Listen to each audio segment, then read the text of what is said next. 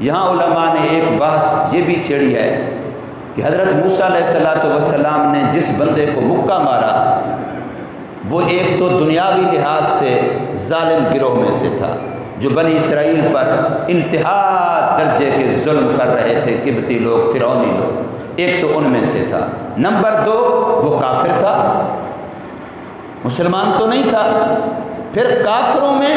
ایک کافر وہ ہوتا ہے جس کو ہم موحد کہتے ہیں کہ اس کا اور ہمارا آپس میں ایک معاہدہ ہے کہ ہم اپنے جان مال کا نقصان ایک دوسرے کا نہیں کریں گے، اس کو کافر موحد کہتے ہیں۔ اور دوسرا وہ کافر ہوتا ہے جس کو اسلامی حکومت نے اپنی طرف سے پاسپورٹ یا شناختی کارڈ آج کل کے دور میں، یا یہ ہے کہ اس کے ساتھ معاہدہ ہے کہ وہ ہماری اسلامی حکومت کے محتاط رہے گا، بے شک وہ اپنے مذہب کفر پہ رہے، تو اس کافر کو ذمی کہتے ہیں۔ ایک ذمی کافر ہے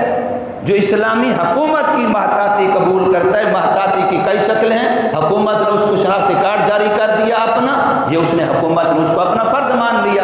حکومت نے اس کو پاسپورٹ جاری کر دیا، حکومت نے اس کو اپنا ملک کا شہری مان لیا، حکومت نے ڈومیسائل جاری کر دیا، حکومت نے اپنا مان لیا۔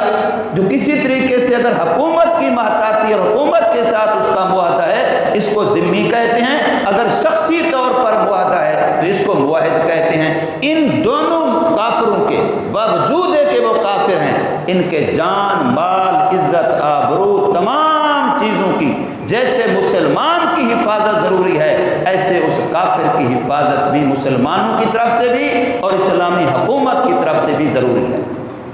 نہ اس کی جان کو نقصان پہنچا سکتے ہیں، نہ اس کے مال کو نقصان پہنچا سکتے ہیں، نہ اس کی عزت کا نقصان کر سکتے ہیں۔ کسی لحاظ سے بھی اب مسلمانوں کے لیے جائز نہیں ہے کہ اس کافر کو نقصان پہنچائیں جو ذمی ہے یا موحد ہے۔ لیکن یہ جو بندہ تھا یہ ان دونوں میں سے نہیں تھا، نہ تو وہاں اسلامی اسٹیٹ دی حکومت تھی، نہ اس کے ساتھ مسلمانوں کا کوئی ویسے معاہدہ تھا، نہ موسیٰ علیہ السلام کا تھا، نہ کسی اور مسلمان کا تھا۔ تو یہ کافر تو حربی کافر تھا۔ یہ تیسری قسم ہوتی ہے جو ان دونوں میں سے نہ ہو تو وہ حربی کافر ہے۔ اب یہ حربی کافر تھا، حربی کافر کے مارنے پر، قتل کرنے پر یا اس کا مال کا نقصان کرنے پر اصولاً شرعاً کوئی جرمانہ مسلمان پر نہیں ہے، مسلمان کے لیے وہ جرم تصور نہیں ہوتا۔ تو یہاں بظاہر یہ تھا کہ موسیٰ علیہ السلام کے لیے ظاہری اصولی دنیاوی لحاظ سے بھی جرم نہیں بنتا تھا۔ پھر موسیٰ علیہ السلام اس کو من عمل شیطان کیوں فرما رہے ہیں، اس کو اپنے آپ کی طرف سے ظلم کیوں کہہ رہے ہیں، اس پر وہ اللہ سے معافی اور مغفرت کیوں مانگ رہے ہیں، اور اس پر آئندہ کے لیے بھی مجرموں کی پشت پناہی نہ کرنے کا اللہ سے وعدہ کیوں کر رہے ہیں، اس کی کیا وجہ ہے؟ یہ ایک بڑا سوال ہے جو علماء نے یہاں اس جگہ پر اٹھایا۔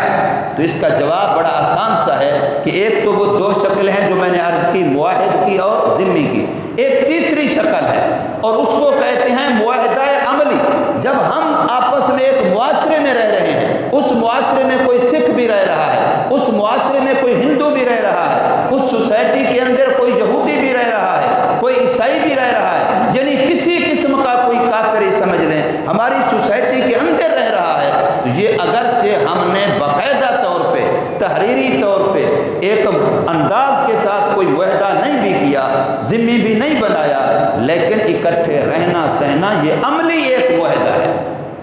یہ معاشرتی ایک معاہدہ ہے کہ وہ ہمارے مال کا نقصان نہیں کرتا، ہم اس کے مال کا نہیں کرتے، وہ ہماری جان کا نہیں کرتا، ہم اس کی جان کا نقصان نہیں کرتے۔ یہ عملی معاہدہ ہے، اور اس عملی معاہدے میں بھی